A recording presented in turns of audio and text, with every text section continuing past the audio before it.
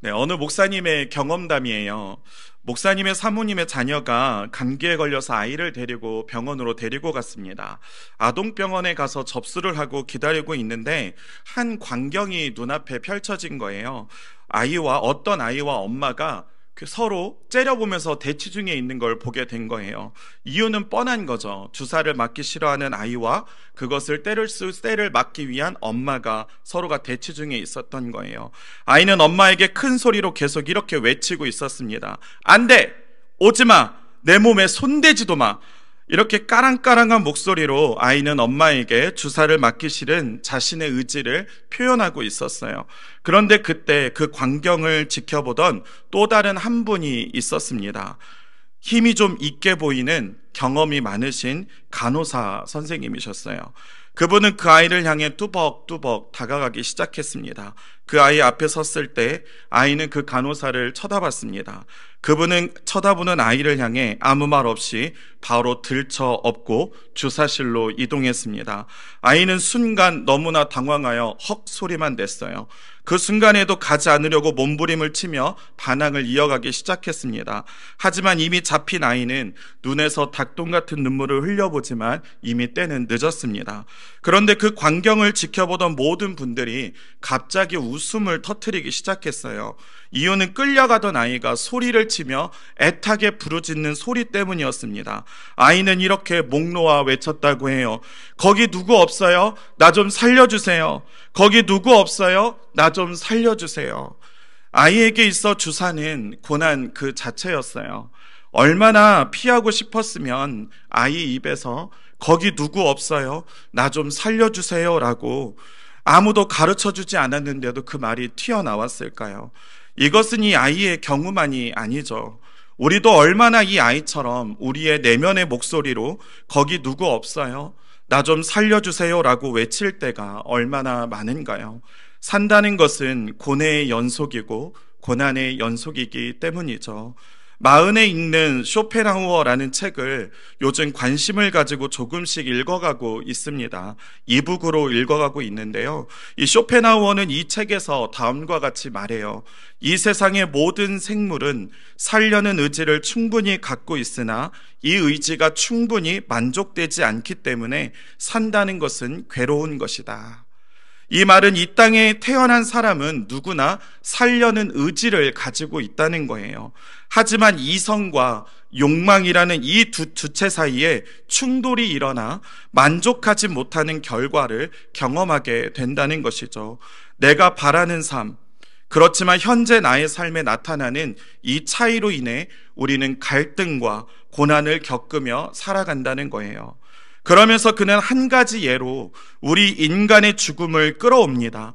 영원히 살고 싶은 것이 인간의 마음이지만 죽음에 의해 좌절된다는 것이죠. 그러면서 책에서 이 부분을 이렇게 설명해 나갑니다.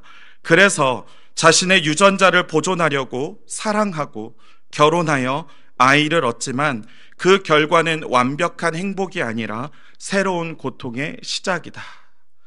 저는 쇼펜하우어의 철학 사상을 인정하는 것이 아닙니다. 다만 그가 가지고 있는 고통에 대한 고찰이 충분히 우리에게 의미가 있다는 것이죠. 우리는 저마다 우리가 생각하고 바라는 이상적인 삶이 있어요. 하지만 우리의 현실은 그렇지 못하기에 그 사이에서 갈등하고 그 사이에서 고뇌하며 그 사이에서 힘겨워하는 것이죠. 그렇게 삶이라는 것은 그 자체가 고통이라는 것입니다. 이와 같은 관점에서 오늘 본문을 보게 되면 우리에게 너무나 잘 알려진 두 여인이 나오고 있어요. 레아와 라헬입니다. 이 둘은 서로 자매의 지간이에요. 하지만 야곱이라는 한 남자를 두고 기구한 인생을 살아가는 자매들이죠. 이 두 여인이 가지고 있었던 공통된 특징이 있습니다. 자신들이 바라는 삶과 그들의 현실의 삶은 너무나 달랐다는 거예요. 레아는 남편에게 사랑을 받고 싶었지만 그렇지 못했어요. 창세기 29장 31절의 전반절 말씀을 보면 이렇습니다. 여호와께서 레아가 사랑받지 못함을 보시고, 여기서 사랑받지 못함이라는 이 단어는 미움을 당했다라는 뜻입니다. 수동태로 쓰여졌어요. 자기가 미움을 받은 것이 아니라 미움을 자기가 미움당할 짓을 행한 것이 아니라 야곱에게 미움을 당한 것이죠. 남편에게 사랑이라는 감정을 느껴본 적이 없다는 거예요. 야곱에게 레아는 결혼 관계를 지속하는 것 이상의 의미가 없었다는 것입니다. 그러나 반면에 라헬은 어떻습니까? 남편의 사랑은 있었지만 레아가 아들 6과 딸 하나를 낳을 때까지 자녀를 갖지 못했습니다. 창세기 29장 31절의 하반절 말씀을 보면 이래요. 그의 태를 여셨으나, 여기서 그는 레아를 말합니다. 그러나 라헬은 자녀가 없었더라. 당시 문화 안에서 자녀가 없다는 것은 여자에게 굉장히 수치스러운 일이었습니다. 특별히 이 자녀가 없었다라는 이 단어의 원어의 뜻을 가보면 힘줄을 끊다, 뿌리를 뽑다라는 뜻을 갖고 있어요. 뿌리가 뽑힌 나무는 결실을 맺을 수 없듯이 라헬의 현 상태가 그랬다는 것이죠. 그렇다고 해서 지금 성경 기자가 불임의 상태를 말하는 것은 아닙니다. 또한 라헬 안에 신체적인 문제가 생겼다라고 말하는 것이 아니에요. 다만 계속해서 아이가 생기지 않는 상태에 있었다는 것을 가르쳐주고 있는 거예요. 그래서 라헬은 이로 인해 언니 레아에 대한 끊임없는 시기심을 가지게 됩니다. 남편의 사랑조차도 이 시기심을 잠재울 수는 없었던 것이죠. 창세기 30장 1절 전반절의 말씀을 보면 라헬이 자기가 야곱에게서 아들을 낳지 못함을 보고 그의 언니를 시기하여, 이렇듯 레아는 남편의 사랑이라는 결핍을, 라헬은 자녀가 없는 결핍을 삶에서 경험하며 둘 다 고난의 터널을 지나고 있었다는 거예요. 두 여인은 자신들이 꿈꾸던 결혼 생활과는 전혀 다른 현실을 맞닥뜨리며 살아가고 있었던 것이죠. 여기서 우리는 이 이야기의 진행이 만약 이렇게 끝난다면 이 이야기를 통해서 우리는 인생의 허무함만을 묵상하게 될 것입니다. 두 여인은 고난이라는 연속 속에서 고난만을 경험하다가 그렇게 생을 마감하는 결론밖에는 답을 얻을 수 없기 때문이죠. 그러나 성경은 이렇게 끝나지 않습니다. 성경은 두 여인의 삶에 반전을 일으킵니다. 창세기 29장 35절 말씀을 우리 같이 읽겠습니다. 그가 또 임신하여 아들을 낳고 이르되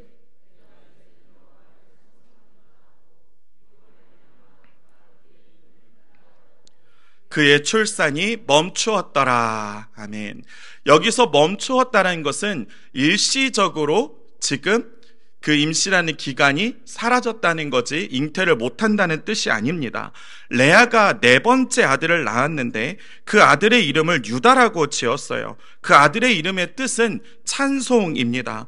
창세기 29장 32절부터 35절의 내용을 보면 레아가 총 4명의 아들을 낳게 돼요. 르우벤, 시므온, 레위, 그리고 넷째가 유다입니다. 그런데 르우벤, 시므온, 레위의 기록과 이 유다의 기록과 사이에 딱 한 가지의 차이점이 있습니다. 그것이 무엇입니까? 35절에서는 야곱, 곧 내 남편이라는 단어가 나오지 않는다는 거예요. 도리어 야곱이 아니라 그녀의 입술에서는 하나님을 향한 찬송이 흐르고 있다는 것이죠. 이것이 말해주는 것이 무엇입니까? 야곱을 바라보며 살아가던 그녀의 인생에 변화가 생겼다는 거예요. 반전이 일어났다는 것이죠. 영적인 회복이 생겼다는 것입니다. 그러면 라헬은 어떻습니까? 함께 읽은 창세기 30장 23절 말씀에서 라헬도 이렇게 고백하지 않습니까? 그가 임신하여 아들을 낳고 이르되 하나님이 내 부끄러움을 씻으셨다 하고, 끊임없는 언니와의 경쟁이 이제 끝이 났습니다. 더 이상 시기심이라는 이 부정적인 감정에 휩싸이지 않아도 되어요. 라헬의 마음에 자유가 온 것이죠. 라헬의 삶에도 고난 뒤에 반전이 일어난 것입니다. 라헬도 영적 회복을 경험한 것이죠. 그렇다면 우리는 여기서 자연스럽게 이 두 여인을 통해 기대하게 되는 것이 있어요. 우리도 그럴 수 있다는 거예요. 기대와 다른 현실 안에서 충돌하는 갈등과 고난에 놓여 있는 우리의 삶도 바뀔 수 있다는 것이죠. 자, 그러면 우리의 삶은 어떻게 바뀔 수 있을까요? 오늘 저는 두 가지로 함께 말씀을 나누겠습니다. 첫 번째로, 우리 안에 야곱이 하나님으로 변해야 합니다. 레아는 야곱과 결혼한 이후로 오매불망 남편 바라기였어요. 남편이 자신을 바라봐 주는 것이 그녀의 소원이었어요. 얼마나 남편 바라기였으면 자녀들의 이름마저도 남편과 연관되어 이름을 지었겠습니까? 장자 르우벤의 이름의 뜻은 보라, 아들이다 라는 뜻이에요. 라헬이 아니라 자신에게서 자녀가 태어난 것을 보고 보라, 아들이다 라고 말한 거예요. 그래서 레아는 르우벤을 낳고 이렇게 말한 것입니다. 창세기 29장 32절 하반절 말씀에 이제는 내 남편이 나를 사랑하리로다 하였더라. 하지만 야곱은 이전과 다르지 않았어요. 이전과 똑같았어요. 그래서 레아는 둘째 이름도 시므온이라고 이름을 짓습니다. 시므온의 이름의 뜻은 여호와께서 들으셨다입니다. 왜요? 여전히 남편에게 사랑받지 못하는 상황 속에서 레아는 하나님께 나아가 기도했기 때문이죠. 그 기도의 응답으로 얻은 것이 바로 시므온이었기 때문이에요. 이것은 계속해서 남편의 사랑을 받지 못하는 레아의 현 주소를 보여주는 반증인 것입니다. 셋째의 이름은 어떻습니까? 레이입니다. 이 레이 이름의 뜻은 연합이에요. 그런데 이 연합은 누구와의 연합입니까? 바로 남편 야곱과의 연합이에요. 레아는 이렇듯 야곱의 사랑에 매여 살아가고 있었어요. 하지만 그럴수록 그녀에게 오는 것은 고통이었고 아픔이었고 고난이었습니다. 그것에서 벗어나 보려고 했지만 더 깊은 고난의 수렁 속으로 빠져가는 것이 바로 그녀의 삶이었어요. 아무리 자식을 낳아도 야곱의 마음은 변하지 않았습니다. 변하지 않는 남편의 마음은 자신이 어찌할 수 없었던 것이죠. 그러던 그녀가 넷째 유다를 낳습니다. 그런데 그 유다의 이름을 찬송이라고 짓습니다. 그리고 그녀는 35절에서 이렇게 고백하죠. 그가 또 임신하여 아들을 낳고 이르되 내가 이제는 여호와를 찬송하리로다. 여기서 우리가 중요하게 봐야 할 단어는 이제는입니다. 이제는. 이 단어 안에 담긴 의미가 무엇입니까? 지금까지 그토록 야곱이 자기를 간절히 봐주기를 바랬지만 야곱은 한 번도 자신을 보지 않았어요. 그런데 유다를 낳고 보니 한 가지 깨닫게 된 것이 있었어요. 그게 무엇이냐면 야곱은 자신을 바라보지 않았지만 여전히 자신의 곁에서 자신을 한결같이 보고 계시는 분이 계셨다는 거예요. 바로 하나님이라는 것이죠. 그동안은 야곱에게 가리어져 있었던 하나님이 이제 레아의 삶에 드러나게 된 것입니다. 창세기 29장 31절 말씀에 여호와께서 레아가 사랑받지 못함을 보시고 그의 태를 여셨으나, 여기서 이 그의 태를 여셨다, 바로 이 여셨다라는 단어가 풀었다라는 단어입니다. 레아는 이제 자신의 인생을 푸신 하나님을 바르게 보게 된 것입니다. 왜요? 바로 유다 자손으로 메시아이신 예수 그리스도가 오기 때문이죠. 자신은 남편에게 사랑도 받지 못한 여인이었지만, 그래서 절망적인 인생을 살아가는 여인이었지만 하나님은 그런 레아를 통해 예수 그리스도의 족보를 만들어가고 계셨던 거예요. 레아에게 있어서 야곱이 예수 그리스도로 바뀌니 지금까지 자신을 묶고 있었던 모든 고난이 풀어진 것입니다. 레아는 이제 더 이상 야곱에게 묶여진 인생이 아닙니다. 야곱에게 묶여져 있었던 실타래가 풀려 예수 그리스도에게 묶이니 레아의 삶은 하나님을 찬송하는 삶으로 바뀌어 버린 것이죠. 이 모든 것은 레아의 어떠함이 아니었습니다. 오직 하나님의 은혜로 이루어진 거예요. 레아가 고통 중에 있을 때 그녀를 보신 분은 하나님이셨습니다. 그녀가 고통 중에 부르짖을 때 그녀의 기도를 들으신 분도 하나님이셨습니다. 그리고 그녀가 자신을 미움받는 사람, 세누아라고 부를 때, 바로 그렇게 자신을 인식하며 살아갈 때 하나님은 그녀를 그녀를 위해 후한 선물을 준비하고 계셨습니다. 얼마나 멋진 하나님이십니까? 창세기 30장 20절 말씀을 우리 같이 함께 읽어보겠습니다. 레아가 이르되 하나님이 내게 후한 선물을 주시도다. 내가 남편에게 6 아들을 낳았으니 이제는 그가 나와 함께 살리라 하고 그의 이름을 스불론이라 하였으며, 레아는 이제 자신의 인생에 대한 평가를 하나님이 내게 후한 선물을 주시도다 라고 말합니다. 이제 레아의 꿈은 야곱을 넘어 하나님과 영원히 함께하는 삶으로 바뀌어 버렸습니다.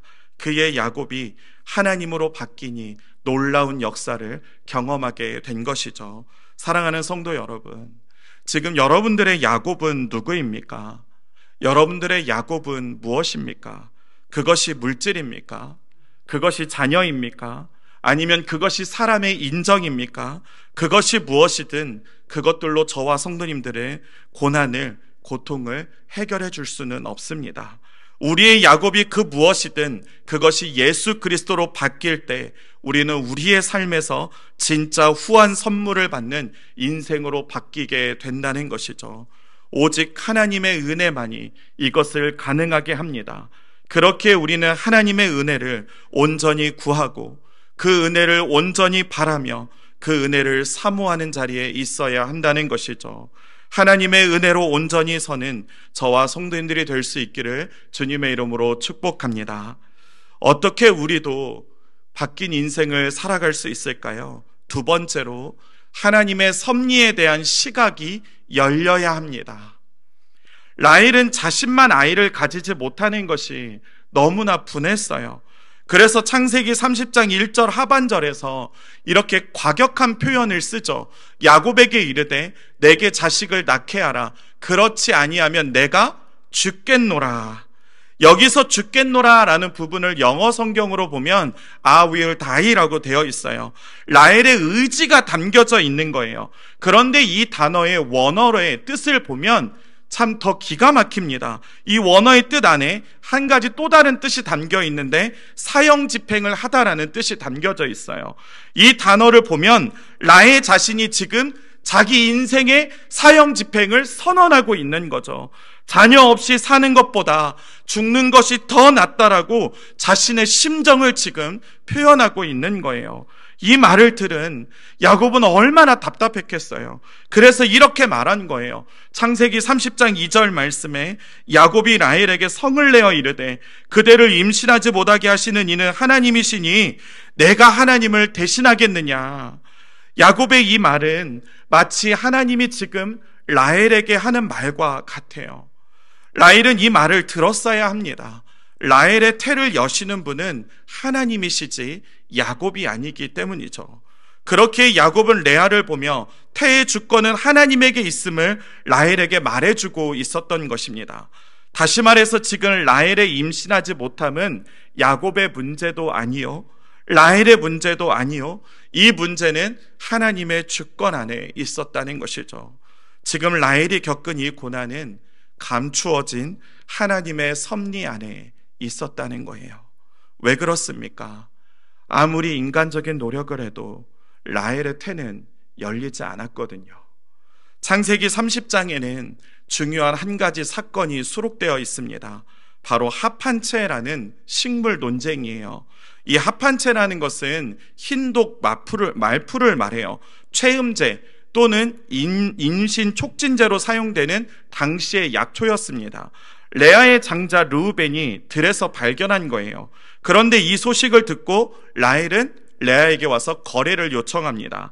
창세기 30장 14절 말씀에 보면 밀 거둘 때 르우벤이 나가서 들에서 합한 채를 얻어 그의 어머니 레아에게 드렸더니 라헬이 레아에게 이르되 언니의 아들의 합한 채를 청구하노라. 여기서 이 청구하노라라는 어구를 보게 되면 마치 라헬이 버릇없이 언니에게 막 나가는 것처럼 보여요. 하지만 사실 이 청구하노라라는 단어는 간청합니다라는 단어예요. 간청한 거예요.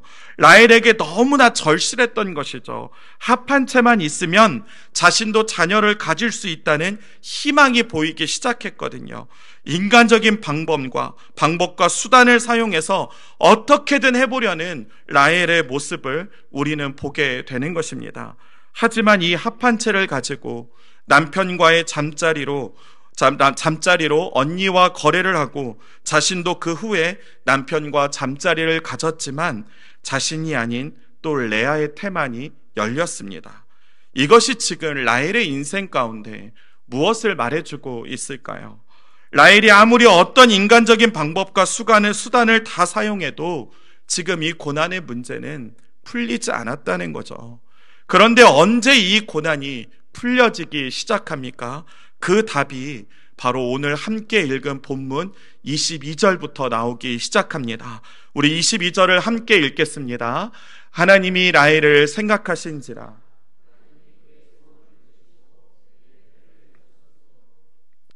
우리는 이때 바로 우리의 시선을 집중해야 합니다. 때에 집중해야 돼요. 언제 이 사건이 일어나기 시작했습니까? 언제 라헬의 고난이 풀려지기 시작했습니까? 합한 채를 사용해도 그의 삶의 실패를 경험한 후였어요. 인간적인 방법을 다 사용해도 안 된 시점이었던 것이죠. 아무리 자신이 노력하여도 되지 않는 그 이유였다는 거예요. 사실 한글 성경에는 나타나고 있지 않지만 영어 성경으로 이 22절을 다시 읽어보면 한 가지 접속사가 맨 앞에 나와 있어요. 그 다음에 그 후에를 뜻하는 then이라는 단어입니다. 이 접속사가 앞과 뒤를 이어주고 있는 것이죠. 무슨 말입니까? 라헬의 인생으로는 인간적인 방법을 다 사용해도 안 된 후에 그때 비로소 모든 문제가 풀려지기 시작하는 시점이었다는 거예요. 그때 하나님은 라헬을 기억하셨습니다. 그리고 그녀의 기도에, 그녀의 부르짖음에 응답하신 것이죠. 바로 이것입니다. 하나님은 라헬을 기다리셨어요. 라헬이 진심으로 하나님을 신뢰하는 자리로 나오기를 기다리셨다는 거예요. 하나님의 섭리는 바로 여기에 있었다는 것입니다. 라헬이 스스로의 힘을 내려놓고 하나님을 의지하는 자리로 나아오기를 기다렸다는 것이죠. 그때 하나님은 비로소 라헬의 태를 여십니다. 여기서 여셨다라는 단어도 또한 푸셨다라는 레아의 단어와 동일한 단어로 쓰셨습니다. 라헬의 인생도 하나님께서 주인이 되기를 원하셨던 것이죠. 하나님은 라헬 안에 있는 주인을 바꾸기 위해 고난이라는 도구를 사용하셨던 거예요. 이것이 고난 속에 감추어 두신 하나님의 섭리였다는 것입니다. 그렇습니다. 사랑하는 성도 여러분, 우리도 이 눈을 가져야 됩니다. 우리 고난 속에 담긴 하나님의 섭리를 볼 수 있어야 한다는 것이죠. 우리의 삶의 주인을 바꾸어 가시는 하나님의 섭리를 보는 시각이 열려야 한다는 거예요. 그럴 때 우리의 고난이 비로소 우리에게 의미가 있게 되는 것입니다.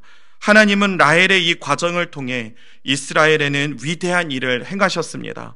바로 이스라엘의 12지파를 세우는 과정 가운데 있었다는 것이죠. 이스라엘 국가의 근간을 이루는 12지파가 바로 하나님의 이 섭리를 통해서 탄생하게 된 것이죠. 라헬은 수없이 인간적인 실수와 인간적인 실패로 자신의 삶을 경험하고 자신의 삶을 고난의 연속이라 말하였지만, 하지만 하나님은 여전히 그녀의 뒤에서 그녀의 주인을 바꾸는 작업을 행하고 계셨던 거예요. 때로는 우리의 실패가, 때로는 우리의 실수가 우리로 하여금 우리에게서 하나님에게로 눈을 돌리게 하는 전환점이 될 수 있다는 것이죠. 우리는 이 하나님의 섭리를 신뢰해야 합니다. 그럴 때 우리는 복음성가의 가사처럼 이렇게 고백할 수 있는 거예요. 내가 걷는 이 길이 혹 굽어도는 수가 있어도, 내 심장이 울렁이고 가슴 아파도 내 마음속으로 여전히 기뻐하는 까닭은 이 다음입니다. 하나님은 실수하지 않으심일세. 우리의 삶을 실수 없이 인도하시는 하나님의 섭리를 믿을 수 있기를 주님의 이름으로 축복합니다. 이 섭리를 믿을 때 우리는 고난 속에서도 마지막 라헬의 고백과 같이 더하는 축복을 바라볼 수가 있게 되는 거예요. 우리 같이 24절의 말씀을 읽겠습니다. 그 이름을 요셉이라 하니 여호와는 다시 다른 아들을 내게 더하시기를 원하노라 하셨더라. 자신의 힘이 아닌 하나님의 힘을 의지했더니 애굽의 총리가 되어 이스라엘을 구원할 요셉을 낳게 됩니다. 이것이 하나님의 섭리예요. 우리가 하나님의 섭리를 볼 때 우리는 요셉을 보게 된다는 거예요. 하지만 우리가 합한 채만을 보면 여전히 우리는 야곱을 보며 여전히 우리는 고난을 봅니다. 하나님의 섭리를 믿으며 삶에서 요셉을 낳는 저와 성도님들이 될 수 있기를 주님의 이름으로 축복합니다.